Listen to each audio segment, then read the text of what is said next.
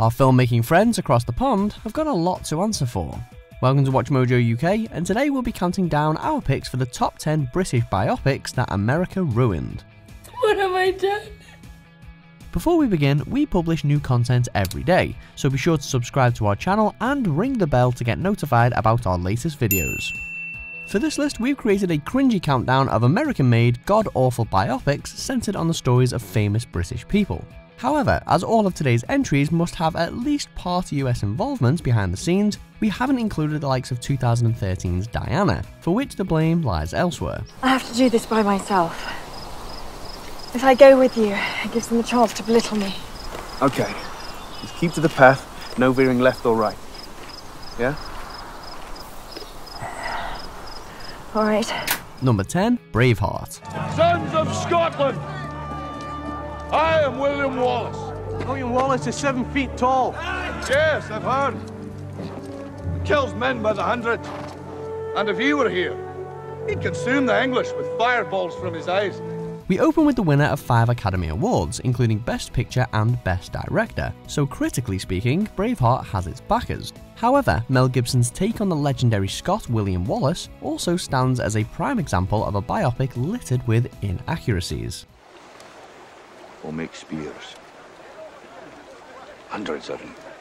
Long spears, twice as long as a man. Not long. From names to dates, locations, key relationships, and even outfits, almost every scene negates the need to honour actual historical events. The movie presents an epic tale. It's just that half of it is hyperbolic hogwash. That they may take our lives, but they'll never take our freedom! Number 9, Miss Potter. Bunnies in jackets with brass buttons. However do you imagine such things? I don't imagine them. They're quite real. Released in 2006, 140 years after Beatrix was born, Miss Potter certainly delivers a pretty period tale, but that's about all it offers. Promising to portray the children's author Beatrix Potter for a new generation and boasting a stellar cast including Renee Zellweger and Ewan McGregor, it promptly dismantled the writer's various accomplishments into a fairly forgettable 90 minutes. Miss Potter, you're... Of course. My portfolio. Come along, Peter. In real life, Potter was an author, illustrator, biologist, mycologist, self-publisher, and a conservationist. In this film, she idly chit-chats to make-believe animals. It sells its subject short, just a bit. Number 8, Domino.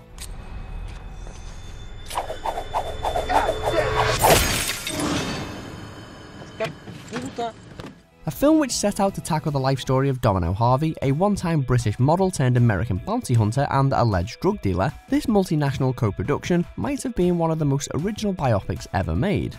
But it really wasn't. You and I walk down the street, what do people say? A couple of losers, right? We add her to the equation, you know what people are gonna think? What? There goes 2 of the coolest motherfuckers who ever lived. Despite director Tony Scott spending years interviewing Harvey and involving her in production before she died from a drug overdose, the final studio cut was convoluted and quite forgettable. Keira Knightley's lead performance was an unexpected highlight though, in a role far removed from her usual style. It worked. We got the scoop on how to find Hector. Number 7, Hitchcock. Are you decent, my dear? Good morning. Good morning. Am I all right? Perfect.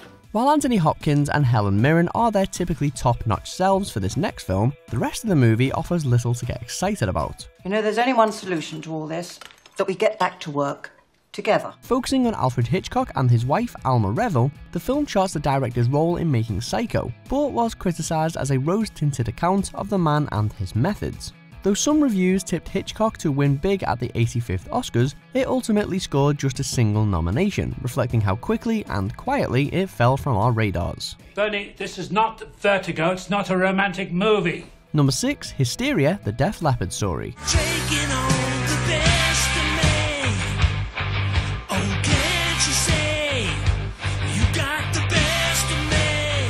The sometimes sketchy subgenre of music biopics has given us some standout movies in the past, but this isn't one of those.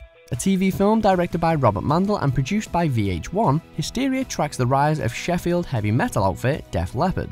But what might have been a rip-roaring insight into the band's backstory became an underwhelming and over-dramatised flop. A disappointment for fans thanks to various inaccuracies, and far from engaging for new audiences, it failed on all fronts.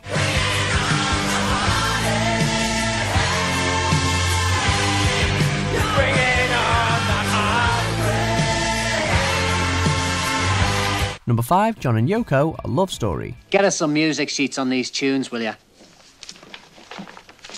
Lads, say hello to Yoko. Tracking the relationship between John Lennon and Yoko Ono from 1966 to Lennon's death in 1980, we reach another biopic which fails to deliver despite a wealth of potential.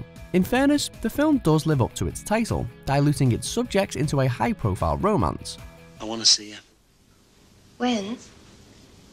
Tonight? Now?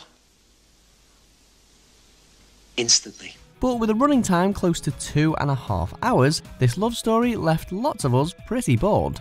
Still, the film's worth a watch if only to catch Peter Capaldi as George Harrison, and for the briefest of cameos from a young Mike Myers. Special delivery for John Lennon. Sign this, please.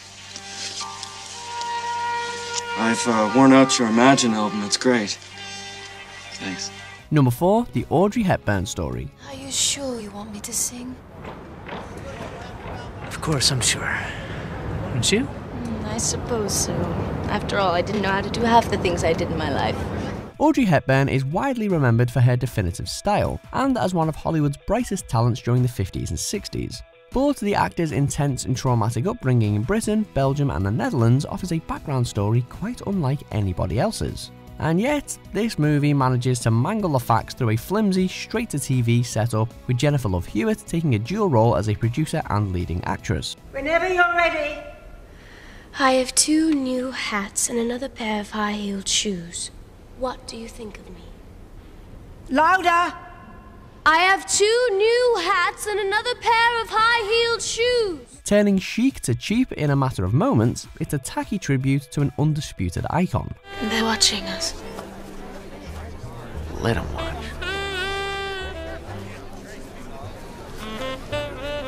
Number 3, Devotion. You have a very pretty nose, Anne.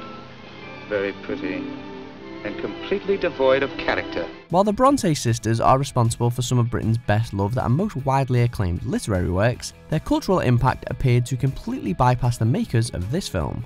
Devotion hit screens in 1946 and was immediately lambasted, particularly for its portrayal of Emily and Charlotte. Do you want to see the world, Emily? Or are you content to stay at home and rot with me? This is my world. The plot pitches both writers into an almost entirely fabricated love triangle, trivializing their story into a lackluster, insipid period romance. Oh, your schoolgirl secrets bore me. I'm off to the bull. A Warner Brothers film which angered critics then, general opinion has in no way softened with time. I sometimes wonder if you really understand him. Trouble is, Charlotte, I think I understand him only too well. Number 2, William and Kate, the movie. You're not going to try and kiss me again, are you? I wouldn't dream of it. Good, because we're just friends. Right. Just friends. Released days before Prince William and Kate Middleton's royal wedding in 2011, today's runner-up proved a racing success around the world, which should only increase the embarrassment that everyone involved in making it should feel. You passed me as you ran out on the field in these little shorts. You smiled at me, or at least it seemed like you smiled at me. I noticed you straight away. You're the chubby girl in the school uniform. Cashing in on the Kate and Will's clamour, cable TV's lifetime served up a quintessential run-through of brainless British stereotypes, but still saw fit to use a predominantly US cast. Even the staunchest of stiff upper lips couldn't cope with this. It's just too painful. Come in. Can I borrow your dictionary? Sure.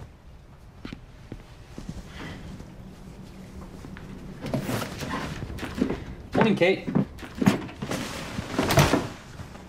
How did he know? Number 1, Liz and Dick. Sit, have a drink.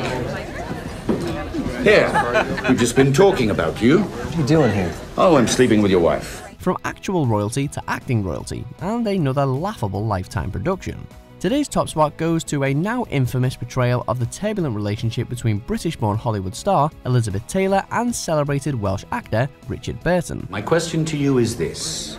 Who do you love, him or me? What are you doing here? No, serious question. It deserves a serious answer. With Lindsay Lohan taking a title role, Liz and Dick was always at risk of some scathing reviews, but ultimately it outstripped even the most pessimistic of predictions, turning one of the 20th century's most engrossing love stories into the shabbiest of soap operas. It'll have you wincing from start to finish. Excuse me, Richard. I think you're supposed to finish the speech and then kiss her. Oh, sorry, Joe. I'll do much better next time. Do you agree with our picks? Check out these other great clips from Watch Mojo UK and subscribe for more great content.